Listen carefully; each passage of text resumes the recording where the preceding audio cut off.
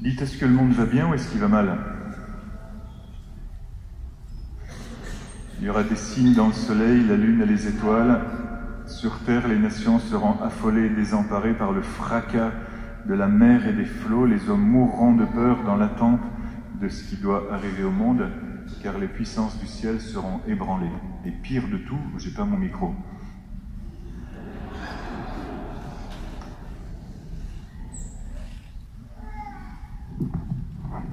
Donc tout va bien.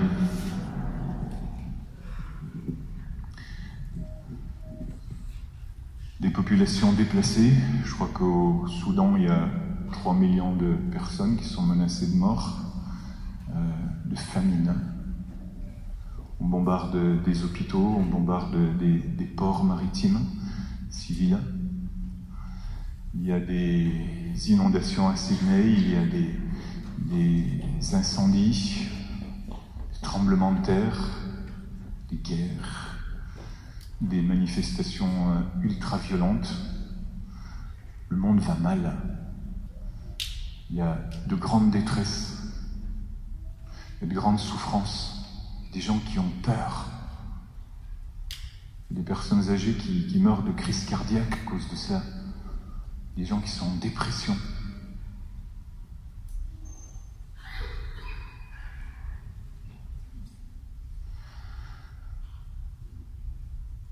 On voit dans le livre de l'Apocalypse que Dieu envoie des fléaux sur la terre pour que les hommes se redressent, pour que les hommes retrouvent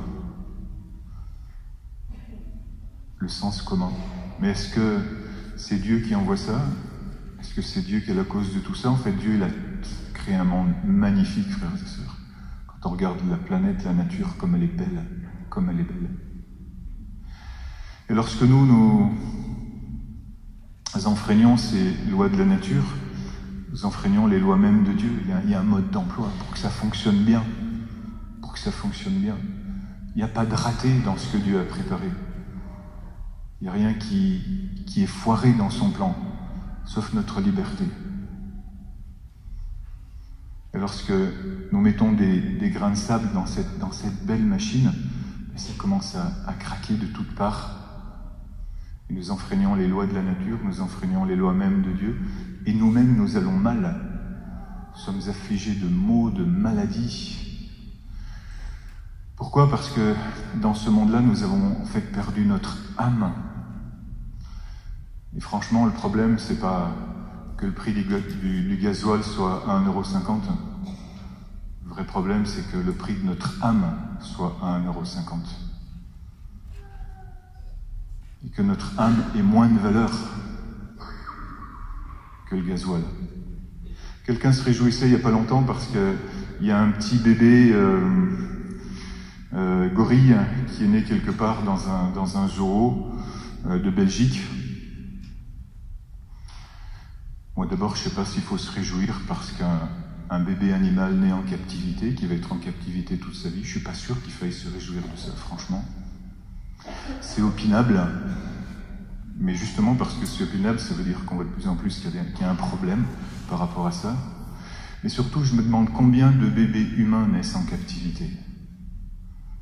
Mais pas seulement loin de chez nous, mais ici, en Belgique, en Hollande, en France, dans nos pays, en captivité dans leur tête.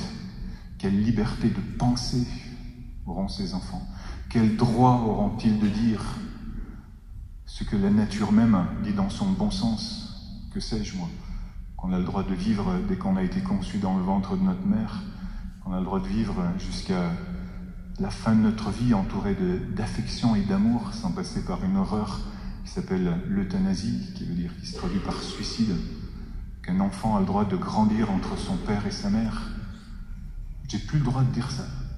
Bientôt j'irai en prison si je dis des trucs comme ça. Pourtant je le dis. Et je l'assume, parce que c'est à l'intérieur de mon être, et dans le respect pour toutes les personnes qui pensent différemment, pour toutes les personnes qui vivent différemment, dans le plus grand respect. Mais est-ce que j'ai le droit de le dire? Et est-ce que les bébés qui vont naître maintenant auront le droit de dire des choses comme ça? J'en suis pas si sûr que ça. Et pourtant, frères et sœurs, le monde va bien. Alléluia. La preuve, c'est que nous sommes ici. En fait, il y a 3 mondes. Il y a le monde naturel, c'est le monde qui a été créé par Dieu, ce monde magnifique. Et puis il y a le monde du mal, qui est le royaume de Satan, qui est un royaume de révolte, de haine, de cruauté, de division, de destruction. Et puis il y a le monde du bien, qui est le royaume des cieux, qui fait que ce monde tient bon. À quel monde est-ce que j'appartiens? Quel est le monde où je choisis de vivre? Et cette fin du monde qui est annoncée, qui est proclamée, annoncée par Jésus-Christ lui-même, dont il a dit lui-même mystérieusement que certains de sa génération ne mourraient pas sans l'avoir vu arriver, sans avoir vu arriver tous ces événements-là, tous ces mondes sont en interaction les uns avec les autres. Dans ce monde matériel, dans ce monde humain, il y a le lieu de combat entre le monde du bien et le monde du mal. Et le centre de ce combat, il est là, dans ce que moi je choisis de vivre. Et de ce monde qui s'écroule, je peux hâter la fin. Je peux décider moi-même la fin du monde. Et je n'ai pas à attendre comme ça qu'elle arrive en me disant de quel côté elle va me tomber dessus, ou bien en faisant semblant que rien n'arrive et en laissant ça aux générations futures, beau cadeau, mais je peux choisir moi-même la fin de ce monde-ci, c'est-à-dire la fin de ce monde du mal. Je choisis moi-même la fin de ce monde du mal. Je choisis que, en relevant la tête et en voyant arriver la présence et la puissance de Christ, j'entre dans ce monde du bien et que j'envahisse ce monde du mal. C'est mon choix. Jésus m'a donné ce choix. Et c'est pour cela qu'il me dit de relever la tête. Parce qu'il me dit qu'à chaque fois que les contradictions sont plus fortes, qu'à chaque fois que les combats deviennent plus terribles, au lieu d'avoir peur, je relève la tête. Le pape François appelle le temps de l'Avent l'anti-peur. Le temps de l'Avent, c'est l'anti-peur. C'est le temps où les chrétiens se lèvent debout en disant quelque chose arrive, et il arrive maintenant. Il arrive par moi. Le royaume des cieux vient avec puissance. Hier soir, nous avons fait une veillée avec les adolescents.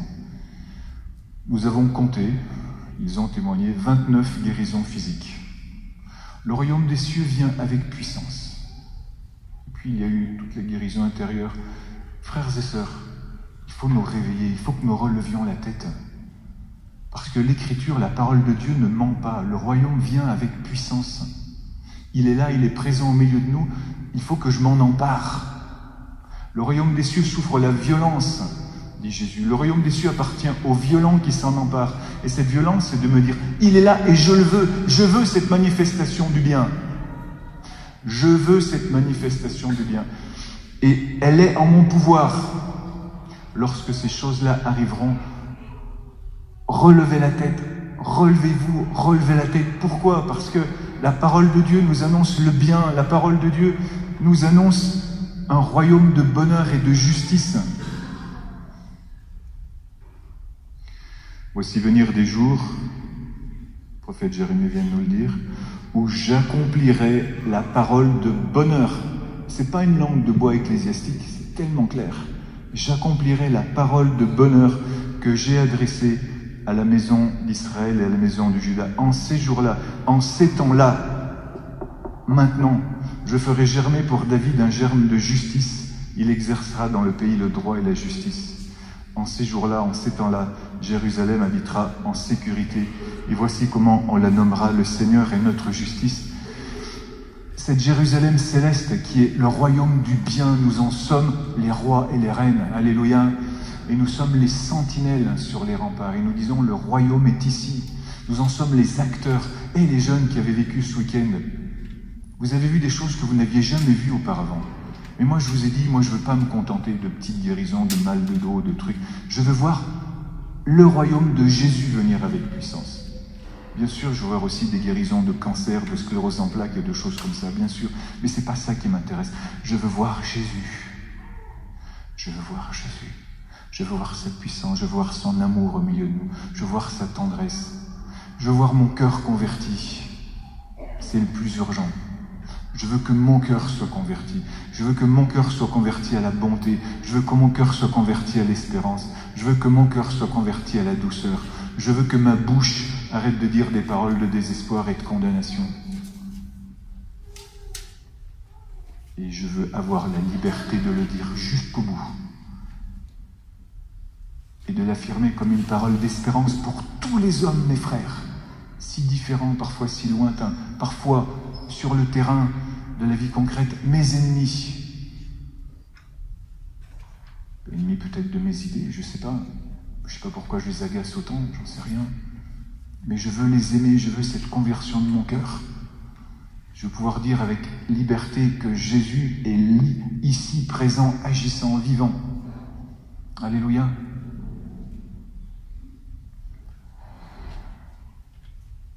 Relevez-vous et redressez la tête. Comme elle est belle cette annonce au début de ce temps-là.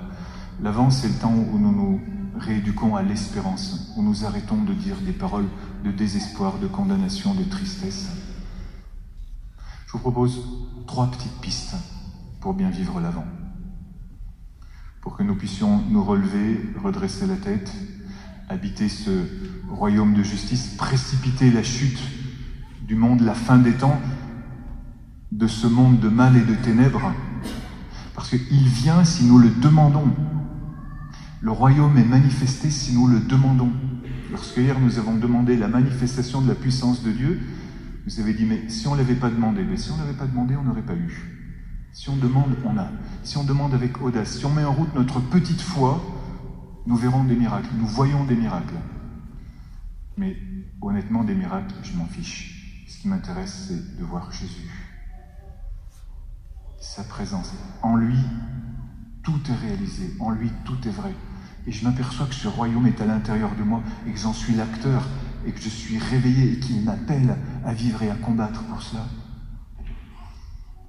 3 petites pistes. La première, l'invocation du temps de l'Avent. Maranatha. Cette invocation que nous trouvons dans l'Apocalypse, qui se traduit par « Viens, Seigneur Jésus ». Vous êtes dans le métro, vous êtes dans le train, vous êtes dans la rue, vous êtes dans la salle d'attente, vous êtes en train d'enseigner, vous êtes enseigné, tu es médecin, tu es balayeur des rues. Maranatha, dans ton cœur, sans arrêt. Viens, Seigneur Jésus, viens, Seigneur Jésus. Tu vois quelque chose qui va mal autour de toi, au lieu de rester là bêtement à regarder, ou de critiquer, ou d'avoir peur, ou de ne pas savoir comment te positionner. Viens, Seigneur Jésus, viens, Seigneur Jésus. Tu vois des choses qui déraillent, tu vois des choses qui vont pas bien, tu lis ça dans l'actualité, au lieu de rester là, te dire « Oh, le monde va mal », ou alors « Viens, Seigneur Jésus, viens, Seigneur Jésus ». Viens, ces invocations certaines. Seigneur, parce que nous reconnaissons la royauté de Christ, Seigneur, sur tout cela. Jésus, parce que c'est le nom qui nous sauve. Maranatha, viens, Seigneur Jésus. Deuxième petite piste. Fais la crèche. Fais la crèche. Commence tout de suite. Fais la crèche chez toi. Fais-la en famille, fais-la tout seul, fais-la toute seule, fais-la dans ta chambre, fais-la dans la maison, fais-la dans la salle à manger, fais-la à l'entrée. Fais la crèche. Tiens, j'aime bien, il y a une association qui fait des petites affiches, on en a quelques-unes, on vous en donnera une par famille à la fin de la messe. Vous les mettez appliquées sur votre fenêtre. C'est une jolie petite crèche et c'est une représentation, une photo d'une crèche, de façon à ce qu'elle se voit dans la rue. C'est une culture à propager, notre culture chrétienne. Nous affirmons que Jésus est là, qu'il vient, qu'il est présent. Alléluia. Et que l'enfant Jésus continue de pleurer au milieu de nous. Alléluia. Et nous en sommes tellement contents. Nous faisons la crèche, nous manifestons par des signes visibles que Jésus est là. Troisième petite piste. Vivons des styles de vie alternatifs à ce monde matériel qui sinon va à la dérive. Vivons des styles de consommation autres. Choisissons personnellement, communautairement, familialement, des styles de vie différents. Pour mettre en pratique ce texte magnifique de Pape François qui s'appelle Laudato Si, lisez-le, relisez-le. Nous le relisons en communauté ensemble. Et nous nous demandons concrètement comment mettre en pratique. Comment faire en sorte que cela nous rejoigne dans notre vie quotidienne. Que notre vie quotidienne soit une joyeuse contestation de ce monde qui sans cela s'écroule. Et que nous vivions une ascèse non pas pour nous empêcher de vivre des choses, mais au contraire pour proposer, pour partager, pour encourager. Ça commence dans notre tête. Le style de vie alternatif, il commence dans notre tête, en voyant des choses différentes à vivre et à penser, en pensant autrement, pour vivre, selon ce que dit le pape François, un développement humain intégral, une écologie humaine intégrale. Ça commence dans notre tête. Ça, c'est le signe concret, efficace du royaume qui vient. Alléluia. Viens, Seigneur Jésus. On le dit ensemble. Maranatha, viens, Seigneur Jésus. Maranatha, viens, Seigneur Jésus. Maranatha, viens, Seigneur Jésus.